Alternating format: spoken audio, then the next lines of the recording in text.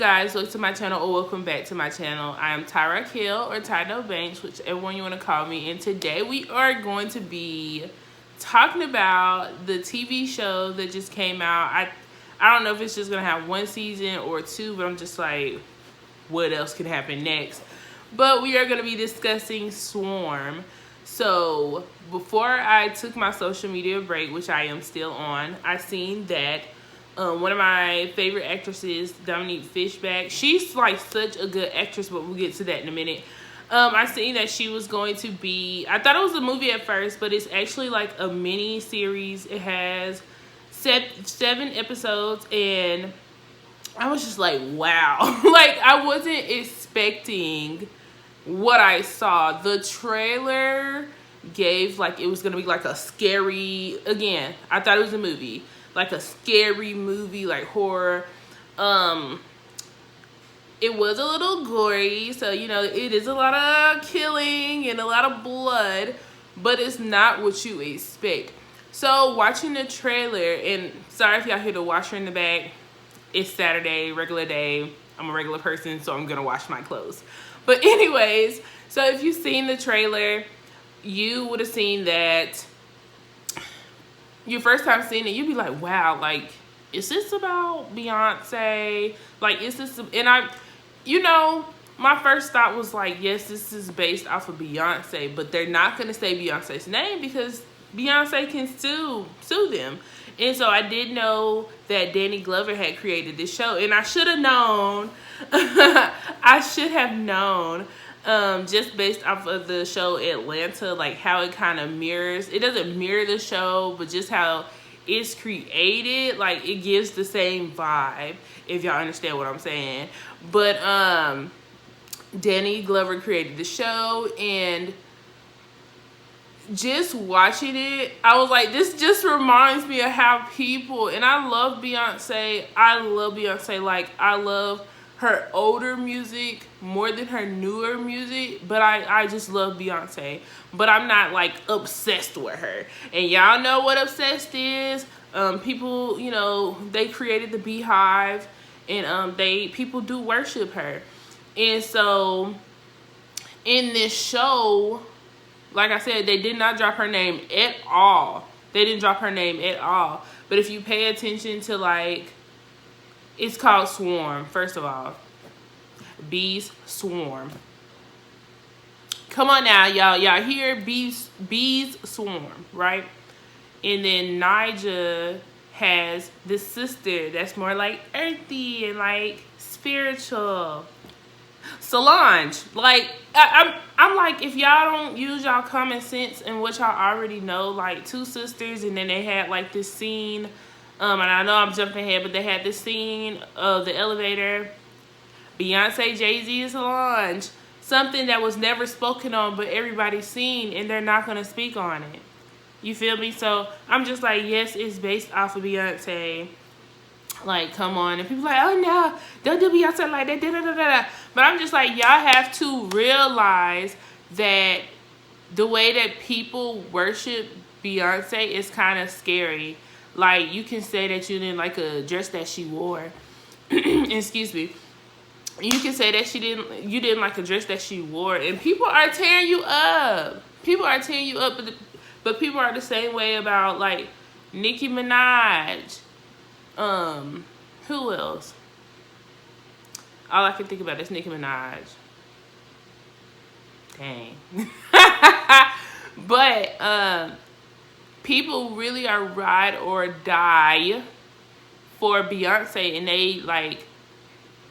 they never even spoken to her. Like, they just really follow like everything that she does. Literally, they probably got all her albums. They probably got the anniversary albums. They probably been to all her concerts. They probably have a fan account. Like, and they attack people. And so with Swarm, Dre has this obsession with this singer, Nyjah. And she said Nyjah cannot do any wrong. She doesn't have any bad songs. And if you go against Nyjah, you're basically going against me. And you talk down to her, like, you don't care if she would die, this, that, and the fifth, like, her music sucks, blah, blah, blah, like, I'm gonna kill you. And so, in this first episode, we are introduced to Dre, and we are introduced to Marissa. So, Dre is played by Dominique Fishback, and then Marissa is played by Chloe Bailey. And then Khalid, which is Marissa's boyfriend in the show, is played by Damson. I was so surprised to see him in the opening scene that he was in. Marissa and Khalid were having sex, and the door was cracked open, and Dre was looking through the door at Khalid. And when I tell y'all, I busted out laughing. One, because I was not expecting a sex scene. I was not expecting it. I wasn't expecting to hear Chloe Bailey moaning. Like, I wasn't expecting Damson. When I seen him, I said, hold up, wait a minute. And I rewinded it back, and I was like, wow, that is Damson. And him and Chloe are doing a sex scene. And I know Chloe had to be nervous doing this sex scene because she's never did one before. Even on the show Grown-ish, even though they didn't show like anything explicit like that on the show, her intimate scenes just, you know, hasn't been seen. And so from going to like not seeing any intimate scenes to seeing intimate scenes, I was like, oh my gosh. And then Damson had me cracking up the way he was moaning. And then he gave Jay a head nod like this, and I was like, oh my gosh.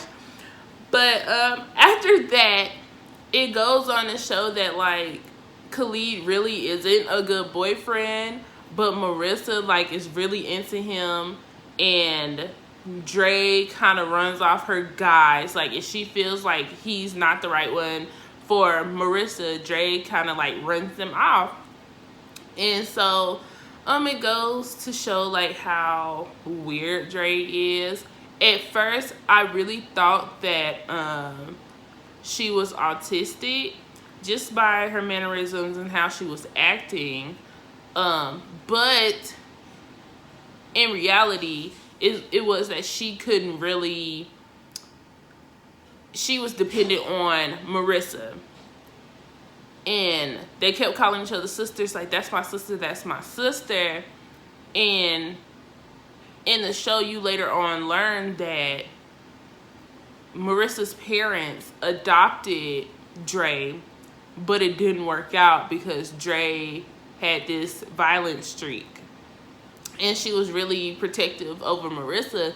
And she was protective over Marissa because she didn't have a family to lean back on. And she finally had a family. She finally had a sister. She finally felt like she had a place. Like she had somebody in her life to hold on to.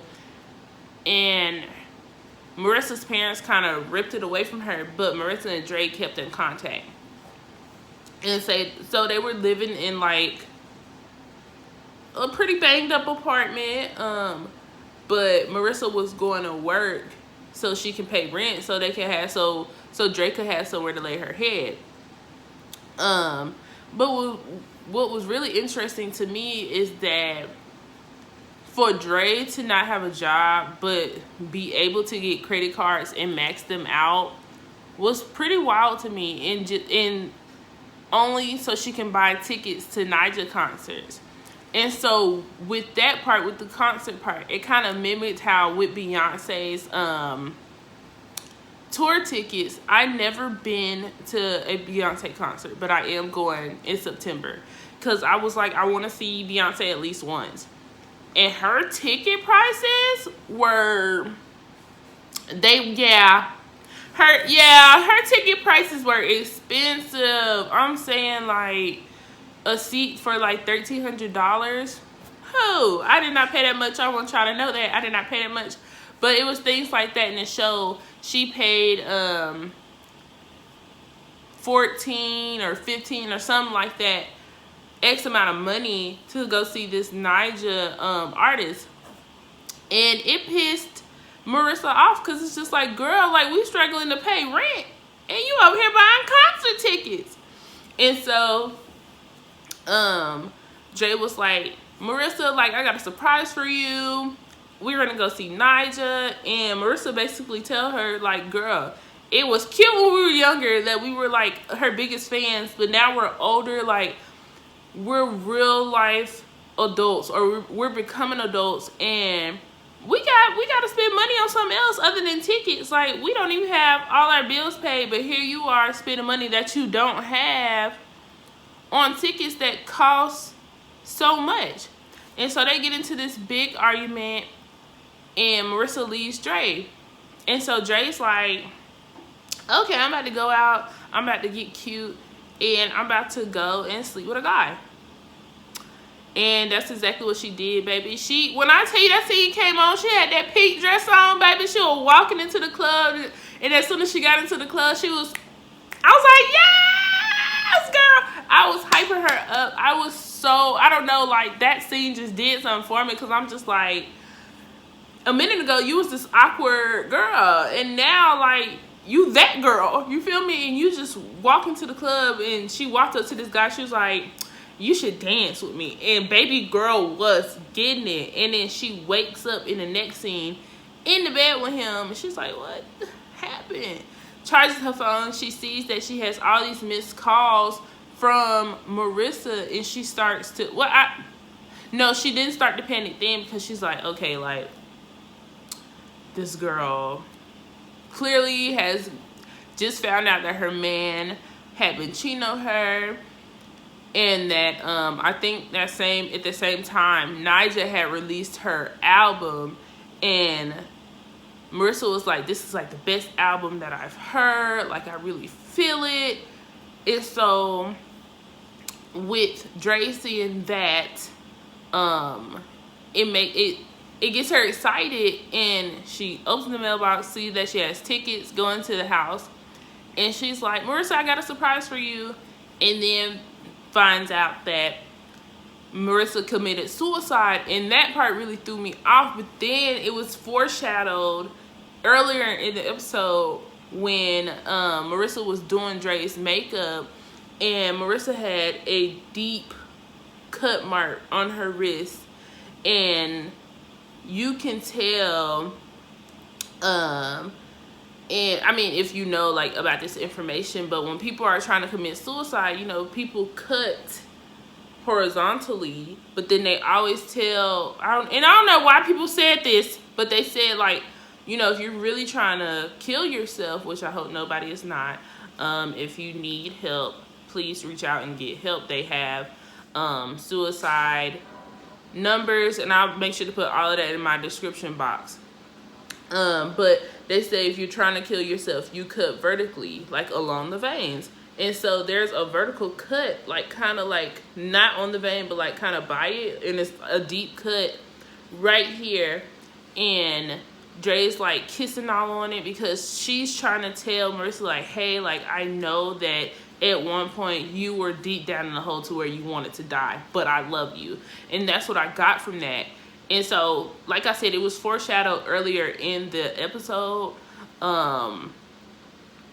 But then I guess after all of that, of her boyfriend cheating on her, of her getting in a fight with her sister, and then just like the album, listening to the album, people are honestly like, wow. Some people just don't have any bad songs, and I disagree. Now, Beehive, don't come for me, but I don't like all of Beyonce's songs. I'm sorry, like, I just don't. But I like majority of her music, you know, and she is one of the best artists right now in the world. But back to the show, and so the album, Nyjah's album, really, I guess, like, triggered her in a way to where she found peace, and she decided that she didn't want to be there no more. And so with Dre finding Marissa's body, I was just like, wow, like, the episode got dark really quick. But the scene where she goes to the funeral and she's wearing this orange dress. First of all, I was like, who wears orange to a funeral? Unless they tell you, hey, like such and such likes this type of, you know, colors, this or these colors. But everybody in the funeral were wearing black and she wearing orange. I said, baby, she going to a club or dinner or something? What's going on? Like, why is she wearing orange? But then, like, she's staring at Marissa's body and the dude comes up and he's like, the family wants you to leave. And I thought to myself, I'm like, but I thought they were sisters, which, again, that's revealed later on. Andrea, which is the full name, was adopted. And so she's heartbroken, she's crushed, and from then on, she's in the apartment, she's grieving Marissa, and she texts Marissa's phone, I miss you, and then she hears a ding, and then it's like that ding set off something in her mind to where she was able to get into Marissa's phone and start texting herself from the phone, right? And so as the season goes on, everybody that has like hurt Marissa or said something bad about Marissa or had said something bad about Nigel was killed. The first time she killed that we know of was Khalid, which was Marissa's boyfriend. And that scene right there, when I tell you Damson can act, baby, he can act his butt off. He can, oh my gosh, like, just bravo to him. Just that whole scene, he was like, man, like I got dressed and I was gonna go to a funeral, but I just couldn't bring myself to do it. I've never seen a dead body. Like, he was just so vulnerable in that moment. And at first I thought that she was just gonna, like, you know, drink the tea that he was gonna make her, and then like she was gonna depart from him. But baby, when I seen her pick up that lamp or whatever that was in her hand and hit him in the back of his head, I was like, oh my gosh. And she sat there and she killed him. And from then on, like I said, she killed anybody that ever said something. It was that ever said something about Marissa or Nigel. And the next thing that stood out to me was when she became a stripper, because she was looking for a guy that had said something bad about, was it Marissa or Nigel? At this point, I feel like she mixed the two together. Because the same love that she showed Marissa, she was showing to Nigel, but she actually knew Marissa. But she like looked up like his locations, his name. She had like a whole chart. Like, he goes by this, his name is this. This is where he usually is. I was like, wow, she's crazy. But she took up the job of being a stripper. And when I see her first routine, like I said, I laughed a lot watching this. I laughed a lot watching Storm. When I seen her first routine, I was cracking up. But then after the 4 strippers had helped her with the dude, because the dude was going to kill her because she was trying to attack him. But she miscalculated like where he was and things of that nature. But after the 4 strippers helped kill him, not knowing what was going on, and she got back on that stage, when I tell you, baby, she did that routine. I was in here like, go girl. I was like, hold on, am I cheering on a serial killer? Like, I was like, oh my gosh, but she did that. Like, when I tell you, Dominique Fishback is like a great actress. Like, the way she switched it, she was awkward at first, but then she grew into herself. I was like, wow. The scene where she did her routine and she was getting it, man. They were throwing out their money. I was like, wow.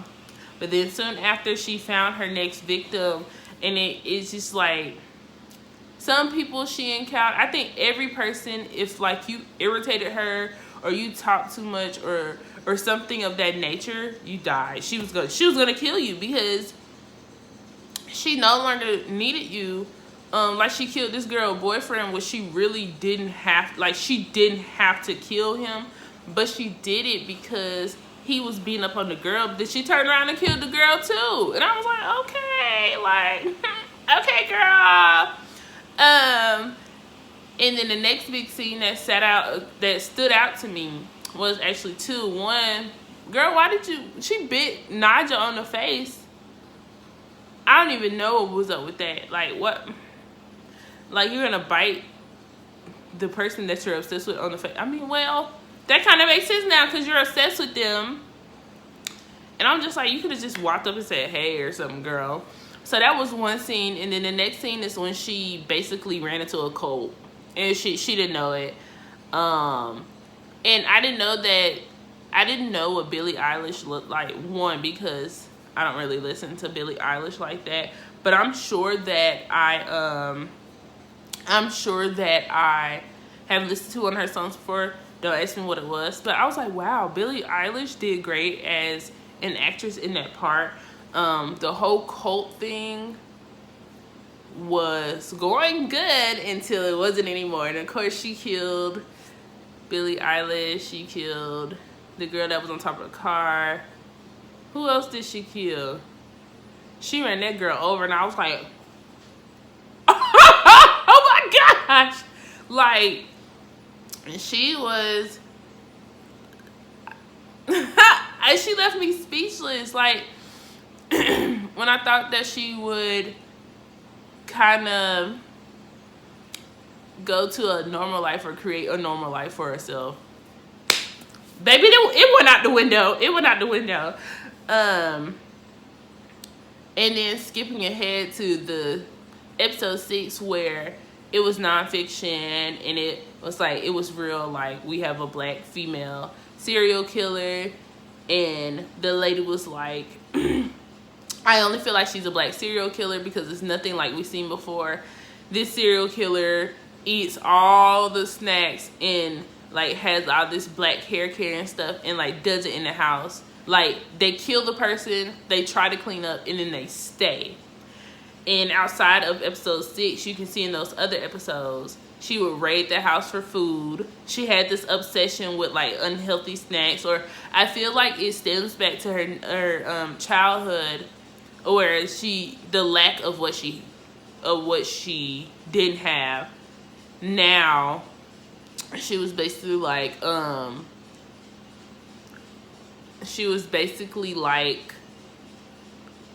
I don't really care what people say.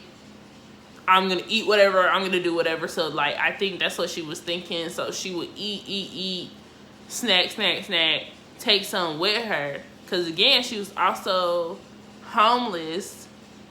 And she was traveling a lot.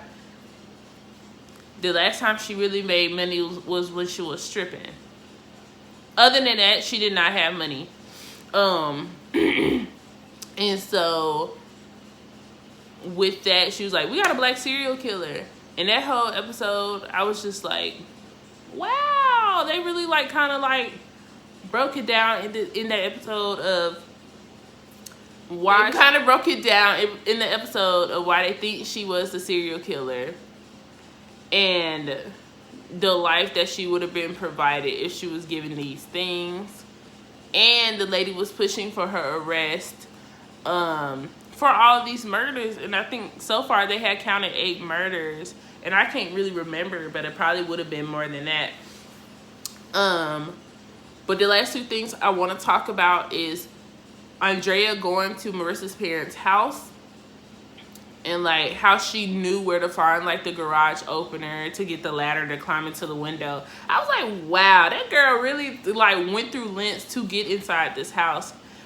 And just for her parents to turn Marissa's phone back on, just so she's able to like text back and forth with herself, just so she's able to do all of these things, and for her almost getting killed by Marissa's dad, because I feel like Marissa kind of like didn't really like cut her parents off, but put a wedge between them because she was still in contact with Dre. And so the parents are basically like, it's your fault. Like, it's your fault that our baby girl is dead. It's your fault that she did this because she was with you, because you influenced her. Like, it's your fault. And I know they were saying that because they were hurt. They were hurt. Like, you got to think about it. They gave Dre back to the system. Like, they got her out of the system and they gave her back. And I know that hurt Dre, and I know that hurt Marissa, and just everybody was hurt in that situation. They didn't really know how to express themselves, but that hurt really reflected to anger, especially when Dre ran into Marissa's room. It's just like, no, like, you don't deserve to be in there. You don't deserve to see those things. Like, you just don't deserve, because my daughter's not here no more, and you're still here, and you're not doing nothing with your life. So with that whole scene, I was just like, wow. And then she dropped down from the second floor window, and I was like, what? I was in here like, literally, like, the way I just screamed, I was like, oh my gosh, like, what am I watching? And I'm surprised she didn't break nothing. She did hurt herself though, but she didn't break anything. But then the last thing I want to talk about is after episode 6, where they had that nonfiction episode, and it's basically like a documentary. They have this episode where now Dre comes back as this trans man by the name of Tony. And Tony meets this girl, and they click, and they build a relationship. And Tony's becoming more comfortable and more open with the girlfriend. But then it goes to where it's their like 2-month anniversary or something like that. And Tony slips back into his old ways. Tony is still obsessed very much with Nigel.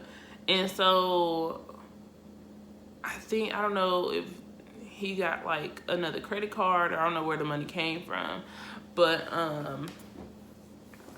bought front row tickets to this Nigel concert for $4,000. And again, yes, like, the ticket prices are reflecting how Beyonce's concerts are. Like, it did. And so the girlfriend's like going off like, Nigel don't even have good music. Nigel sucks. I hate Nigel. You're a dumbass. Da da da da da. Like, throwing punches after punch after punch. Like, I'm working 2 jobs just so and it's like the girlfriend is kind of reflecting off of going back to Marissa, and how Marissa was like, you're spending all this money, but like, our bills are not being paid. What are you doing? So the girlfriend is reflecting the same thing. Like, I'm working 2 jobs just so we don't get kicked out. I asked my parents for money. A thing that Marissa did, asked her parents for money for rent. I asked my parents for money, and you know how I feel about that, asking my parents for stuff. And I'm this type of person. But I'm trying to keep us afloat. And I knew by the look on Tony's face, aka also known as Dre, I knew that he was going to kill her. I knew it. And he was like, I love you, as he's choking her on the couch. Kills her, and then sleeps with her dead body. But then wakes up and burns her body, and then goes to the Nigel concert. Realizes that the tickets were in her girlfriend's body, in her pocket, in her pants pocket. And he wasn't able to get them. And so sees a scouter, kills the scouter to get a ticket, makes it into the concert, makes it to the front. And what got me at this part was, how you make it all the way up to the stage? Where was security at then? I was confused. I wasn't confused for real, but like, come on now. All the stars have their security lining the outside of the stage. Where was security at? And you're telling me Tony was able to get all the way on the stage and touch Nigel, and then gets tackled. And then Nigel's like, stop. Come here. Whatever. And then let Tony get on the mic, sing to them. I'm like, what? Again, I was cracking up. I love you all. And then I just like encouraging everybody, like, cheer Tony on. And then at the end, Tony is walking out with Nigel and crying and holding on to her, which I want to say the actress that played Nigel, very beautiful, very beautiful. And the episode goes off like that with Tony and Nigel like hugging, like, again, it foreshadows in the beginning that Marissa was like, it'd be like so dope, so cool if you were to meet Naja. Like, you would be that person to actually meet Naja and talk to Naja and just coexist with Naja. And that really stuck with Andrea, aka Dre, aka whatever all the other names that she said, aka Tony.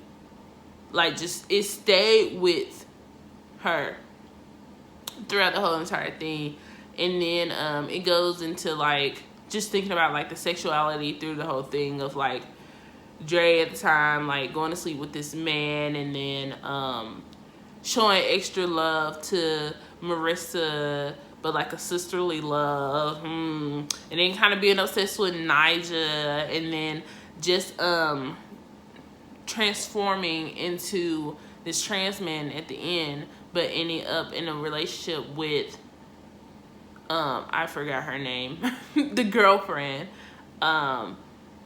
It's, you know, it's, I don't know if it was like meant to leave you confused, but it left me confused. But I kind of got that, one, she never drank alcohol, but two, I felt like she wasn't interested in men, but it was never clear on if she was interested in girls.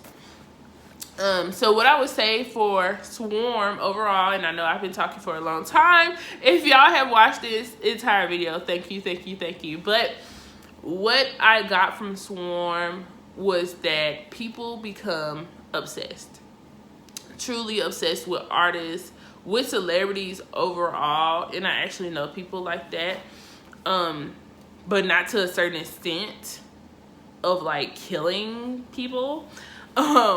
But people can get so obsessed with somebody to where they do things like that. Like, we're at this point in the world today where if you say something like bad or something like that, people will call your jobs and like get you fired. Or they will like tear you down until you have nothing left. And then they'll be like, well, you shouldn't have said that. What? Like, so with Swarm, I definitely give out of 5 stars. For me, it gets 5 stars. Cause it shows you the ugly parts and the pretty parts in Swarm. Like, it shows you the craziness and the, oh, she got common sense. Like, it just shows so many things, and it's like not all like killing, murdering. It's Dre figuring out her life while also killing and murdering, but like it wasn't killing throughout the whole show. Like, not as much as I thought it was gonna be, because like I said, I thought it was a horror movie, and it's just this fan that's obsessed with Nyjah and basically like being one of her soldiers. Like, it was yeah, I hope it really opened the eyes of a lot of people. And not saying that, like I said, I love Beyonce, but people do act like that over her. I don't know if anybody has killed over her, and if they have, nobody knows about it, you know. But they also showed a clip of where somebody had ran on the stage. So in the show, when Tony was able to get on the stage with Nyjah, they showed this clip of like this person getting on the stage, and I'm like, is that a clip at a Beyonce concert? I don't know. But anyways, please let me know what y'all think about Swarm. Let me know, because I enjoyed it. Like I said, Dominique Fishback, great actress. Chloe Bailey is really getting her feet wet, and she did a great job as well. And the dancing is just, he's so funny to me, like in real life and on TV. So yeah, make sure y'all like this video, leave a comment, and make sure y'all subscribe. And I will see you guys in the next video. Bye.